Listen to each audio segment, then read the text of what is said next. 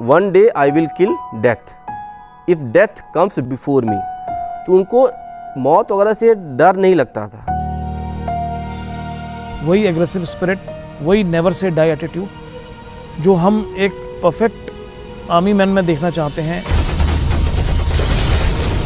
अगर खुद को साबित करने से पहले मुझे मौत आ गई, कसम से मैं मौत को मार डालूंगा।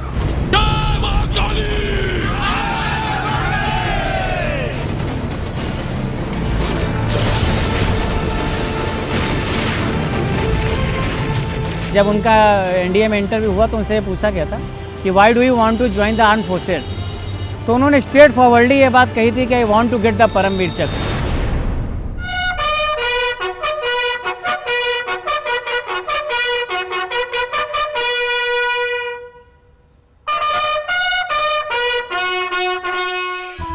वो हम खुद खत्म कर देंगे और शिव साहब को हम अपना विक्ट्री साइन बता देंगे कि हमने खत्म कर दिया और टास्क कंप्लीट हो गई है।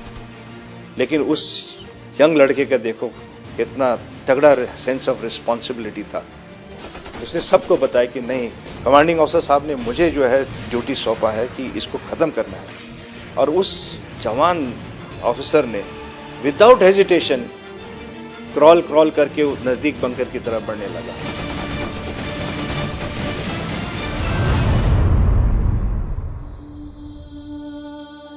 हमने कहा कि तुम अफसर हो, जब लड़ाई कहीं कुछ होगा तो तुम पीछे रहना, अपने जवानों को आगे भेजना।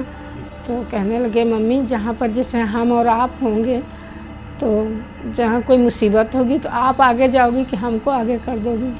तो हमने कहा नहीं हम जाएंगे। तो कहे वो जवान जो मेरे बच्चे की तरह हैं और जब लड़ाई होगी तो हम आगे रहेंगे, अपने बच्चों को आगे क्यों भेजेंगे। तब मेरी समझ में आया इनको देशभक्ति के लिए और अपने जूनियर के लिए कितना प्रेम है।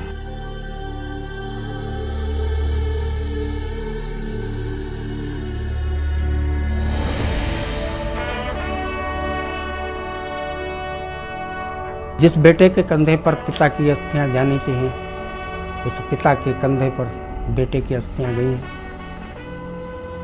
दुख का कोई सीमा नहीं है दोनों के हमारे, लेकिन साथ साथ में गर्व भी है कि हमारे बेटे ने बहुत चंद्र समय में इतिहास में अपना नाम अंकित करके और समाज की सेवा करी और देश की रक्षा करते हुए अपने प्राणों का उत्सर्ग कर लिया।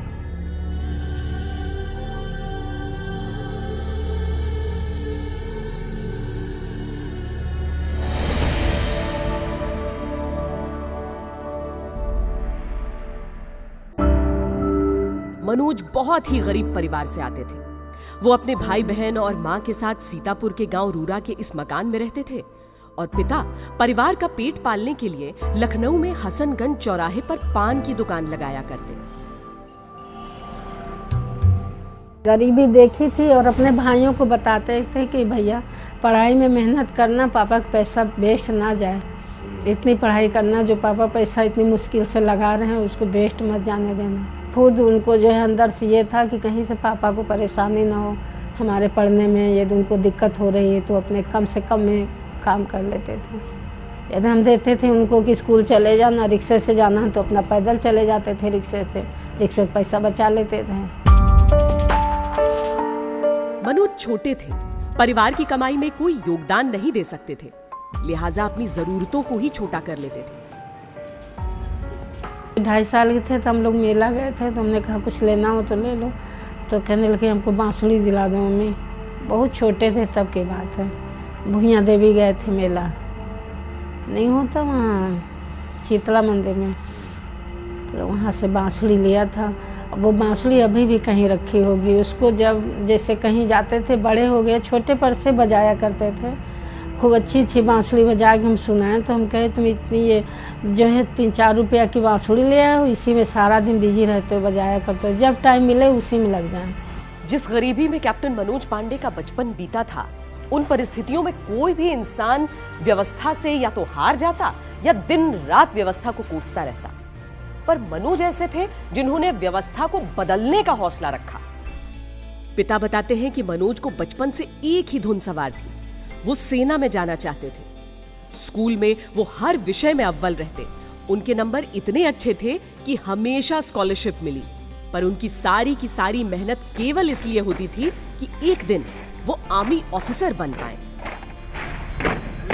उनका मेन जज्बा था, उनकी यही एक सोच रहती थी कि सिविल में तो सब लोग सर्विस कर लेते हैं और मैं भी कर सकता हूँ, लेकिन मैं जो आर्मी में मिलेगा तो हम जाएंगे, वरना तब हम करेंगे। हर खेल में सैनिक स्कूल में बहुत तेज थे, हर खेल को खेलते थे, सबसे आगे रहते थे। जो भी मीटिंग वहाँ पर होती थी उसको बढ़ चढ़ के, उसमें स्कूल के अलावा भी कोई कार्य होता था विद्यालय का तो उसमें बढ़ चढ़ करके हिस्सा लेते थे। ऐसी दशा में उनको जनरल नॉलेज की बातें उनके पास काफ़ी थी। जब कोई भी सैन्य अधिकारी वहाँ पर आता था उसके अगल बगल ही रहते थे, उससे वार्ता करते थे, उसकी वार्ता को सुनते थे। ये उनके आगे बढ़ने का एक मार्गदर्शन भी बना। 8वीं कक्षा तक लखनऊ के रानी लक्ष्मीबाई स्कूल में पढ़ने के बाद मनोज आर्मी स्कूल में भर्ती हुए। उनके जुनून को जैसे एक दिशा मिल गई। 10वीं और 12वीं में बच्चे जब डेवलप होते जाते हैं, 11th-12th में फिजिकली ज़्यादा डेवलप होते हैं, ज़्यादा स्टेमिना होता है, लेकिन मनोज पूरी तैयारी के साथ पूरे जोश और शिद्दत से दौड़ता था। और 9th ऑनवर्ड्स उन्होंने कभी भी क्रॉस कंट्री में पीछे नहीं देखा मुड़ के। तो स्पोर्ट्समैन और वेल बैलेंस्ड इन एकेडमिक्स, ये बहुत मुश्किल से मिलती हैं चीज़ें। तो उसमें ये दोनों बहुत अच्छी क्वालिटीज़ थी। वो एक इंटेलिजेंस, हार्डवर्क और स्पोर्ट्समैनशिप का परफेक्ट एग्जाम्पल था। नेशनल डिफेंस एकेडमी की लिखित परीक्षा पास करने के बाद मनोज को इंटरव्यू का कॉल आया। उनकी खुशी का ठिकाना नहीं रहा। उस इंटरव्यू में उनसे वो सवाल पूछा गया जिसका जवाब उन्होंने बचपन से सोच रखा था। मैं परमवीर चक्र जीतना चाहता हूँ। एनडीए परीक्षा देने के लिए गए, 67 बच्चे स्कूल से गए थे, उसमें मनोज भी थे। एग्जामिनर ने वहाँ पर इंटरव्यू ले के लिए जो बैठे हुए थे सभी से कुछ न कुछ पूछा। मनोज से पूछा कि तुम सेना में भर्ती होने के लिए क्यों आए हो और कोई काम क्यों नहीं सीखा। तो मनोज ने दृढ़तापूर्वक विश्वास, अपना आत्मविश्वास वहाँ पर उन्होंने दिखाया। उन्होंने कहा कि सर मैं परमवीर चक्र पाने के लिए सेना में भर्ती होने के लिए आया हूँ। तो अधिकारी ने कहा जानते हो कैसे मिलता है। तो मनोज जी ने कहा सर जानता हूँ, ज़्यादातर लोगों को मरणोपरांत ही मिलता है, लेकिन मुझे अवसर दिया जाए मैं उसको जीवित लाऊंगा। मनोज तो पैदा ही परमवीर हुए थे। शायद इसीलिए उस बटालियन को चुना जिसे ब्रेवेस्ट ऑफ द ब्रेव यानी बहादुरों से भी बहादुर कहा जाता है, गुरखा राइफल्स।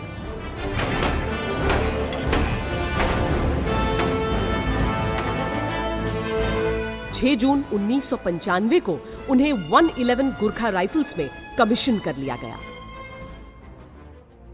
और जोश बिल्कुल भरा हुआ था लड़के में, हमेशा खुश रहता था।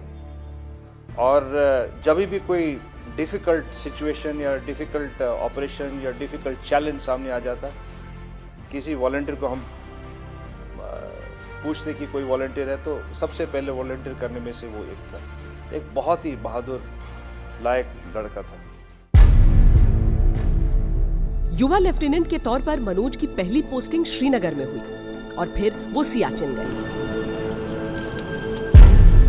एक तो पहले ही सियाचिन में तैनाती मुश्किलों से भरी होती है, उस पर भी उन्होंने सबसे मुश्किल पोस्ट पर तैनाती की गुजारिश की। 4 मई 1999 को ऑपरेशन रक्षक के लिए उनकी यूनिट को करगिल जाने के आदेश मिले। ये युद्ध के शुरुआती दिन थे। तब यह भी स्पष्ट नहीं था कि करगिल में गोलीबारी कर रहे घुसपैठिए मुट्ठी भर आतंकवादी हैं या फिर पाकिस्तानी सेना के जवान। उस वक्त अधिकतर काम इलाके में गश्त का या फिर घायल जवानों को रिट्रीव करने का होता। कई दफा गोलियों के बीच से अपनी जान की बाजी लगाकर सैनिकों को निकालना पड़ता। उनके साथी बताते हैं कि उपकरण न होते हुए भी कैप्टन मनोज पांडे एक दफा अपने मोजों को ग्लव्स की तरह हथेलियों पर पहनकर बर्फीले पहाड़ पर चढ़ गए।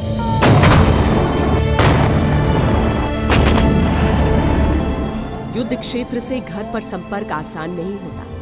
जब मिशन पर न हो तो चिट्ठियां या फिर 10-15 दिनों में एक फोन करने की गुंजाइश। 26 मई के बाद से वो घर पर एक भी फोन नहीं कर पाए थे। चिंता में डूबे घर वालों को राहत मिली जब लगभग 1 महीने बाद 23 जून को कम से कम उनकी एक चिट्ठी मिली। आखिरी खत में लिखा था कि मम्मी जो है टीवी के द्वारा आपको लड़ाई की यहाँ का हालात का पता चल गया होगा, लेकिन आप चिंता न करना, और जहाँ पर मैं हूँ तो बहुत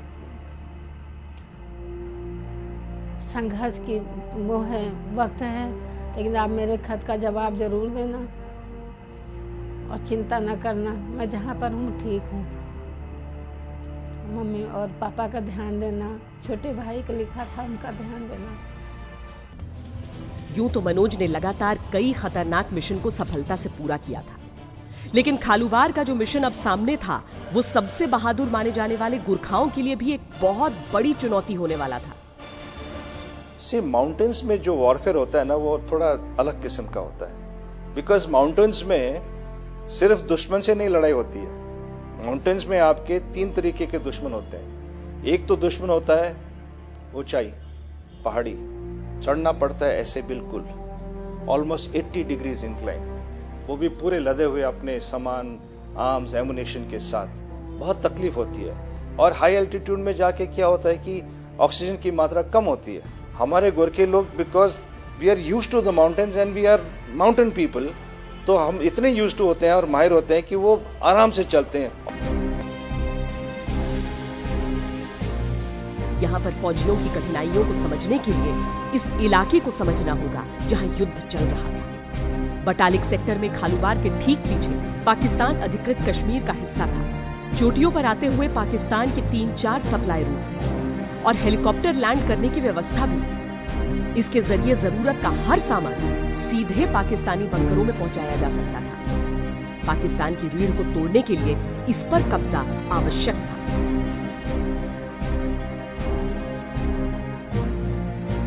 इसमें काफ़ी सारी रेज लाइन्स थी जो हमारी तरफ आ रही थी। जुब्बर था और 3 रेज लाइन्स थी जो कि कालूबार था, और 3 अदर रेज लाइन्स थी जो बहुत बड़ी बड़ी थी। खालूबार पोजीशन एक ऐसा अहमियत रखता था कि वो बिल्कुल पहले तो दुश्मन के जो डिफेंसिव पोजीशन था उसके बिल्कुल हार्ट में था, उसका बिल्कुल हार्ट था उसका। खालूबार में हम बैठ जाते तो उनका सप्लाई लाइन भी जो उधर से आने वाला था रास्ता, वो भी बंद हो जाता। तो उनके लिए एक बहुत ही क्रिटिकल पोजीशन था वो, और हम वो समझते थे, इसीलिए हम खालूबार में कब्जा करना चाहते थे। बहुत ही मुश्किल काम था वो। 2 जुलाई को कैप्टन मनोज पांडे की यूनिट 111 गुरखा राइफल्स को खालूबार से दुश्मन की पोजीशन क्लियर करने का आदेश दिया गया। यूनिट के कमांडिंग अफसर कर्नल ललित राय खुद जवानों की अगुवाई कर रहे थे। युद्ध के मैदान में आमतौर पर इतने सीनियर अफसर खुद मोर्चा नहीं संभालते, पर कर्नल राय तो सिपाहियों से आगे पहाड़ पर चढ़ जाते थे। लेफ्टिनेंट मनोज भी अपने अफसर से बहुत प्रभावित थे। संघर्ष में जीत की बारीकियां उनसे सीख रहे थे। 22 ग्रेनेडियर्स की चार्ली कंपनी गुरखाओं से पहले खालूबार पर भेजी गई थी। 3 दिन तक उनकी कोई खबर नहीं लगी। तीसरे दिन उनकी ओर से मदद का एक सिग्नल आया। मौके की नजाकत को देखते हुए कर्नल ललित राय ने दिन के उजाले में ही मिशन का बीड़ा उठा लिया।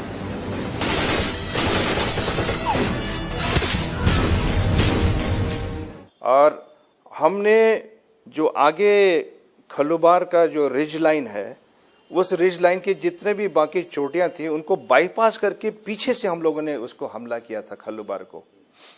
तो आप समझ लीजिए कि जिस वक्त हमने खालूबार को धावा बोला तो उनके जितने भी डिफेंसेस आगे थे उनको तो बिल्कुल वो तो थ्रेटेंड फील कर गए, क्योंकि अगर हम खालूबार में बैठ जाते तो उनका रिट्रीट का रास्ता भी बिल्कुल बंद हो जाता। पर इस मिशन को पूरा करने के बाद भी गुरखाओं का असली लक्ष्य अभी बाकी था। 14 घंटे की लगातार चढ़ाई के बाद चोटी से करीब 400 मीटर की दूरी थी जब अचानक 2 दिशाओं से ताबड़तोड़ गोलियां बरसने लगी।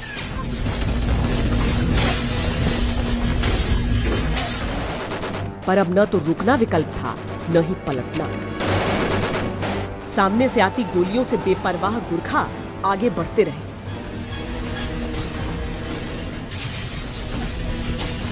कुछ देर के लिए किसी चट्टान की आड़ लेते, कभी गोलियां दंदनाते चढ़ते रहे। उनका ये रूप देखकर पाकिस्तानियों के पांव तले जमीन खिसक गई। उन्होंने अपनी तोप का मुंह भी बढ़ते हुए सैनिकों पर खोल दिया। जो ही हम करीब आ रहे थे टॉप के, तो उनको समझ में आ गई कि जो बात कि अगर वो कैप्चर हो जाए इलाका, तो ये कंप्लीट वहां का जो बैटल है उसका टाइड ही चेंज कर देगा, और उनके लिए वो बहुत ही वाइटल एरिया था। इसलिए जब हम नजदीक पहुंचे तो उन्होंने एडी गन से भी हमारे ऊपर फायर करना शुरू कर दिया, और ये एडी गन जो है almost 1000 rounds a minute fire करती है। ऐसे इतने सारे मशीन गन्स हमारे ऊपर जो है उन्होंने फायर करना शुरू कर दिया। इसके अलावा उनके पास rifle grenades, rocket launchers, plus some amount of mortar fire भी उन्होंने हमारे ऊपर फायरिंग कर दिया, जो कि बिल्कुल आके काफी नुकसान कर रही थी हमारे को। 16,700 फीट की ऊंचाई पर रात की भयंकर ठंड को गोले बारूद की गर्मी वक्त वक्त पर पिघला रही थी, पर सामने से आती गोलियां और दूसरी ओर से आते गोलों के बीच बढ़ना मुनासिब नहीं था। अब केवल 60 जवान पलटन में बाकी थे। कर्नल राय 30 जवानों के साथ एक ओर से आगे बढ़ने लगे। बाकियों को साथ ले कैप्टन मनोज पांडे ने दूसरी ओर से धावा बोला। बुरी तरह से बौखलाया पाकिस्तान अब बीच बीच में एयर बर्स्ट भी फायर करने लगा। ये ऐसे बम होते हैं जिनमें हवा में ही विस्फोट हो जाता है, यानी झुक के स्प्लिंटर से बचने की भी गुंजाइश नहीं होती। इसी एयर बर्स्ट से निकला छर्रा कर्नल राय की जान को भेद गया, पर वो रुके नहीं। दूसरी ओर कैप्टन मनोज पांडे अपने जवानों को साथ लेकर बहादुरी से आगे बढ़ रहे थे।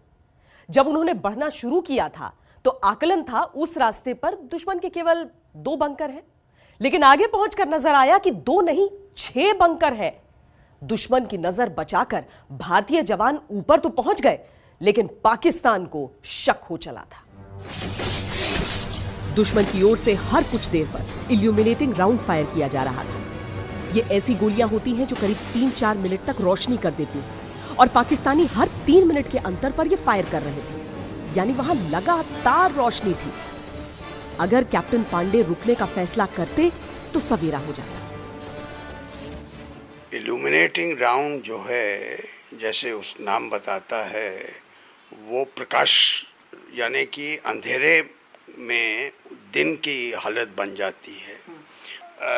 रात की परिस्थिति को आप दिन में परिवर्तन कर देंगे तो जो हमला कर रहा है, जो पहाड़ी के ऊपर चढ़ रहा है या अटैक कर रहा है, उसके लिए मुश्किल है, क्योंकि वो दिन की हालत बन जाती है। युद्ध के मैदान में पसुपेश के ऐसे कई मौके आते हैं। इनमें फैसला जितना जल्दी लिया जा सके उतना कारगर होता है। 24 साल के मनोज पांडे ने अपने जवानों को एक बड़े से चट्टान के पीछे छोड़ा और खुद बाहर निकले। जो ही वो बाहर गए, सामने से गोलियों की बौछार आ गई। वो वापस चट्टान के पीछे लौटे, पर अहम बात ये थी कि उन्होंने दुश्मन की गन पोजीशन देख ली थी।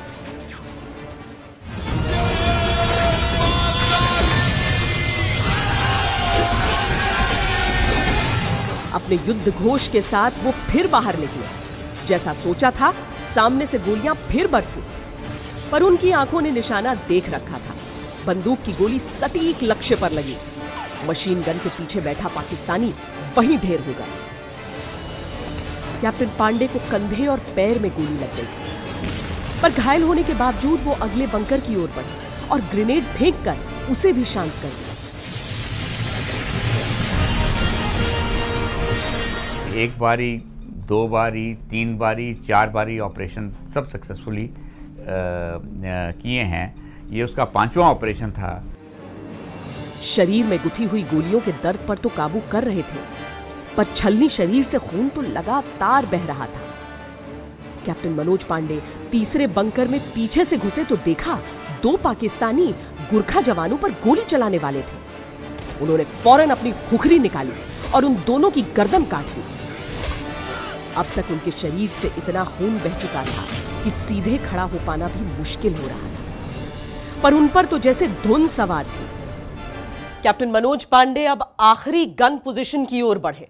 उन्होंने बंकर के भीतर ग्रेनेड उछाला, पर ग्रेनेड के गिरने और विस्फोट के बीच जो 3-4 सेकंड का फासला होता है, उतनी देर में 3 गोलियां कैप्टन मनोज के हेलमेट को चीरकर उनके सर को भेद गईं।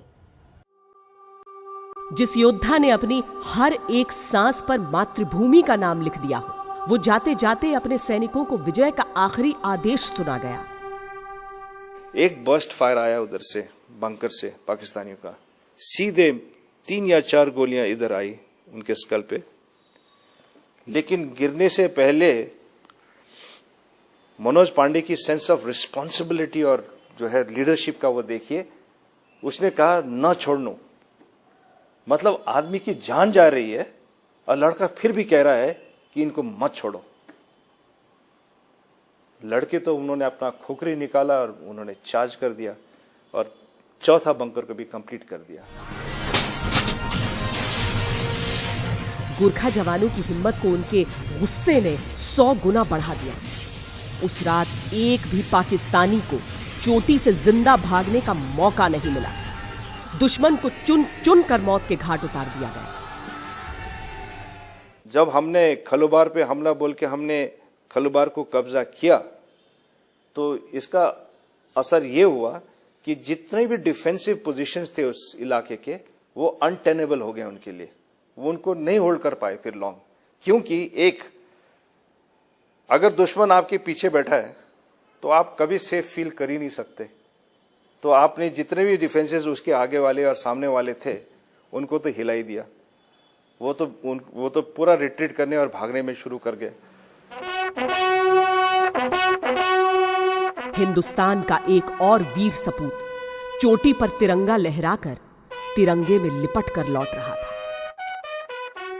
हमको एक दिन पहले पता चल गया था उसको कुछ लग गया, चोट लग गई या कुछ हो गया।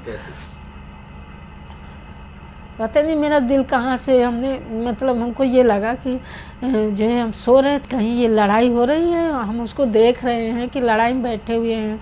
वही हाफ शर्ट सफ़ेद और पैंट ग्रे कलर की पैंट देखी, अब बंदूक लिए हैं और बस गोली आके इनको लग गई है। तो हम उठ के बैठ गए, रोने लगे। हमने कहा अरे ये सब हम क्या देख रहे हैं, क्या हुआ? तो इतने में बेल बजी, तो हम कहे कि कौन आया देखे तो भैया अफसर सब खड़े थे। मैं शहादत तो वहाँ जो बॉडी लाया था वहाँ से लेफ्टिनेंट अच्छे चंद्रन थे, उस समय लेफ्टिनेंट थे, वही इनकी बॉडी लेकर के हम उसी एयरपोर्ट पर आए थे। कैप्टन मनोज पांडे युद्ध क्षेत्र से घर वालों को अधिक चिट्ठियां भी नहीं लिख पाए थे, पर जब उनकी लिखी डायरी घर वालों को सौंपी गई तो मां का कलेजा तड़प उठा। उन खूनी सरहदों पर कहीं बैठकर मनोज ने अपनी मां के बारे में एक कविता लिखी थी। उस डायरी में जब आप जाएंगे तो उन्होंने अपनी मदर के लिए एक पर्टिकुलर 2-4 पेजेस अलोकेट किए हैं कि what he has a thought for a mother. ऐसे मदर को भी बताया है, एज ए फ्रेंड को बताया है, as a leader, as a boss क्या होता है, हर एक पे उन्होंने कमेंट्स अपने लिखे हैं। मनोज दोस्तों या परिवार वालों के बीच कभी इतने भावुक नहीं दिखे थे, पर इस योद्धा के दिल का हाल उनकी कलम ने बयां कर दिया था। युद्ध क्षेत्र से उन्होंने एक आखिरी चिट्ठी लिखी थी अपने इस दोस्त के नाम। अंतिम चिट्ठी जो मनोज पांडे जी की मुझे मिली, उसमें सबसे इम्पॉर्टेंट चीज़ जो मुझे लगी है कि मनोज पांडे जी अपना लेटर पूरा कंप्लीट करते हैं, वॉर के सिचुएशन के बारे में बताते हैं, थोड़ा फुल्का जो भी आइडिया देते हैं, फिर थोड़ा बहुत अपने फैमिली रिस्पॉन्सिबिलिटीज़ को बताते हैं कि ये कुछ मेरी रिस्पॉन्सिबिलिटीज़ थी अपने भाई के लिए, अपने माँ बाप के लिए। तो कहे कि उसमें आप थोड़ा सपोर्ट जो कर पाना ज़रूर करना।